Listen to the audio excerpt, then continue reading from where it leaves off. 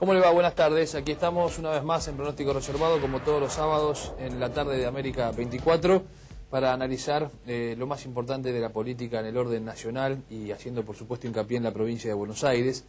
Pero vamos a comenzar el programa del día de hoy conversando con el diputado Emilio García Méndez, que es diputado nacional y presidente de la Fundación Sur, y quizá uno de los hombres que más sepa acerca del tema de los jóvenes, de los más pequeños y su relación con el delito y cómo, por supuesto, abordar este tema en un tiempo donde se está discutiendo la baja de la imputabilidad de los jóvenes en la República Argentina y específicamente en la provincia de Buenos Aires. Diputado, buenas tardes. ¿Qué tal? Buenas tardes. Gracias por venir. Muchas gracias por la invitación. ¿Qué hacemos con este tema?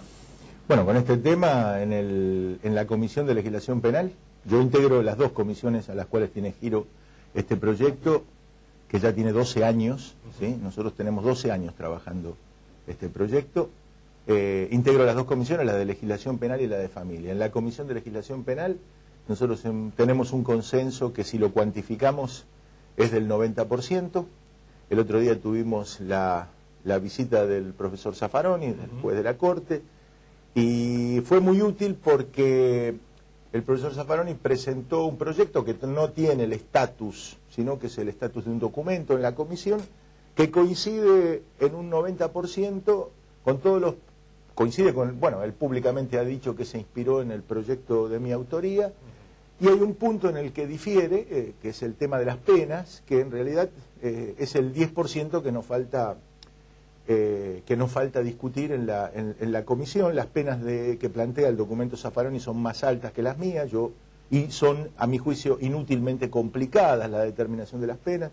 Yo en mi proyecto, que no es un proyecto de baja edad de la imputabilidad, yo quiero dejar claro que hoy en el Congreso no es como en la época de los 90, hoy la tendencia, ¿sí?, las tendencias cavernícolas no se expresan por la baja edad de la imputabilidad y por el aumento de las penas. Hoy las tendencias cavernícolas, que dicho sea de paso, coinciden con la de algún progresismo vergonzante, consisten en no aumentar las penas, sino en disminuir las garantías. ¿Para qué? Para utilizar la privación de libertad no como una respuesta seria a los delitos graves cometidos por los menores de edad, sino como una forma de política social reforzada para los adolescentes pobres. Entonces, consenso cero en la comisión para bajar la edad de la imputabilidad.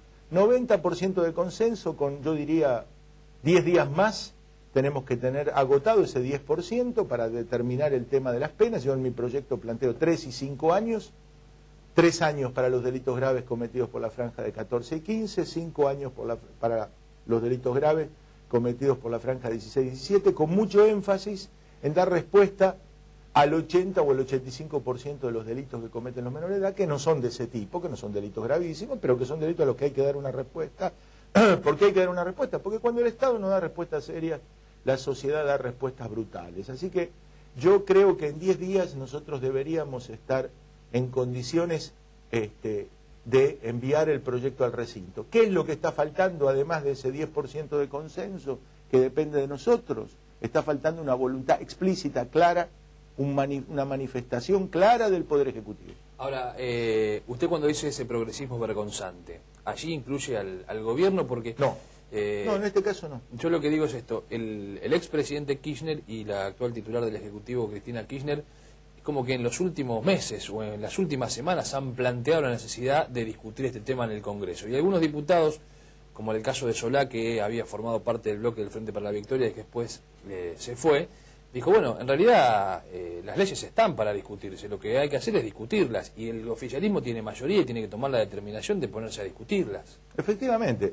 A ver, si hubiera un manual, nunca las cosas son blancas y negras, pero digamos, si hubiera un manual, yo mismo lo he repetido hasta el cansancio, si hubiera un manual de cuándo no legislar en la materia, yo diría que no hay que legislar ni en una coyuntura electoral ni en una coyuntura de alarma social. Sin embargo, si el gobierno no habilita este debate, el gobierno es el que tiene el quórum y la mayoría parlamentaria. O sea que realmente sin la voluntad explícita del gobierno, y cuando el gobierno tiene voluntad, pasa una aplanadora y en 15 días se aprueban leyes que son 50 veces en cuanto a implicaciones patrimoniales. Menos importante, claro. No, más importante que esta, que se aprueban mucho más rápido.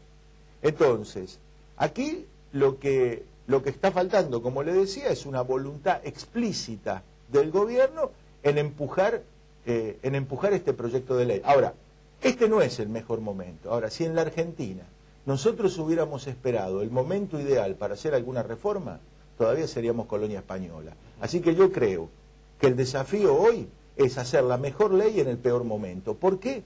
Porque nosotros no estamos discutiendo los contenidos de la ley. Hoy nosotros no tenemos, hoy el Congreso, ¿sí?, yo creo que está vacunado de un ex ingeniero Bloomberg que lo hace legislar con una pistola en la cabeza. Y la verdad, dicho sea de paso, yo si tuviera que calificar con una palabra Bloomberg, lo calificaría de irresponsable. El 90% de las leyes que el Congreso aprobó, y la culpa no la tiene el chancho, sino el que le da de comer, que el Congreso aprobó, están todas tachadas de inconstitucionalidad. Estas inconstitucionalidades le cuestan plata al Estado. El ex ingeniero debería pagar de su bolsillo las inconstitucionalidades que nos regaló y que el Estado hoy está pagando. Nosotros no vamos a cometer ese error. Los contenidos de la Ley de Responsabilidad Penal Juvenil estaban determinados muchísimo antes que se desatara esta alarma social, que por cierto es espasmódica. Si en unos días no pasa nada, yo la verdad es que hasta que no vea el proyecto en el recinto no lo voy a creer. Porque también ha sido entonces con este criterio espasmódico la aparición de Kirchner y de su esposa diciendo hay que atacar este tema o hay que resolverlo de alguna vez por todas. Es que toda la política es espasmódica y yo creo que los espasmos están... en esto hay que ser justo. Yo creo que los espasmos están democráticamente distribuidos en todo el arco político porque nosotros en la Argentina no logramos hacer leyes de Estado. Si en este momento... Lo que sí ahora sería realmente criminal que el gobierno no empujara hasta las últimas consecuencias esta ley. ¿Y por qué sería esto? Porque hoy en día tenemos un consenso que difícilmente uno puede imaginar un consenso mayor. Casi todas las bancadas, incluido el oficialismo, todas las bancadas con representación parlamentaria, salvo, digamos, algunos cavernícolas y alguna izquierda vergonzante que votarán en contra, algunos porque les parecerá mucho y otros porque les parecerá muy poco, pero hoy tenemos el consenso del 90% del arco político. Diputado, ¿es cierto esa estadística que dice que solo 6 delitos de 100 son cometidos por menores de edad, que no es tan grave la situación de los menores en la implicación con el delito o en la implicancia con el delito? Lo que es cierto, si hay algo que en la Argentina es frágil, muchas cosas son frágiles, pero si hay algo que es frágil son las estadísticas, la verdad que las estadísticas... Sobre todo después del INDEC también. Sí, no, pero además antes, en este campo antes, porque como ningún menor de 18 años, gracias a este decreto de la dictadura que todavía tenemos vigente, que es el que queremos derogar, el régimen penal de la minoridad, que algunos nostálgicos todavía defienden, lo único que puede haber antes de los 18 años es una imputación policial. Entonces, hacer, digamos, un mapa del delito a partir de imputaciones policiales no se sostiene en ningún lugar del mundo. Lo que es cierto que las cifras que hay, y esto es válido para cualquier lugar del mundo, los menores de edad en ningún lugar del mundo son responsables por más del 7 o el 8%